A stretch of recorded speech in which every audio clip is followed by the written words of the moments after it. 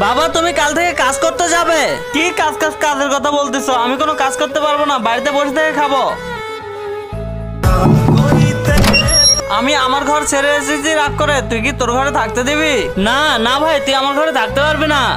ভাই ভাই আমাকে কিছু টাকা দিয়ে সাহায্য কর। আরে নাই নাই, আমার কাছে কোনো টাকা নাই। কে এসেছিল গেটে? ভিখারি বাবা।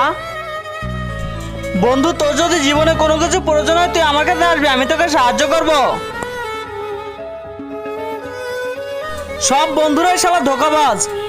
কিন্তু তার আগে তোমার কাছে কোনটা সব থেকে বেশি দামি, এক বস্তা টাকা নাকি মা বাবা? যদি মা বাবা হয় ভিডিওতে একটি লাইক করে চ্যানেলটা সাবস্ক্রাইব করে দিও। লাইক সাবস্ক্রাইব যদি তুমি না করো তাহলে আমি বুঝে নেব তুমি মা বাবাকে একটুও ভালোবাসো না।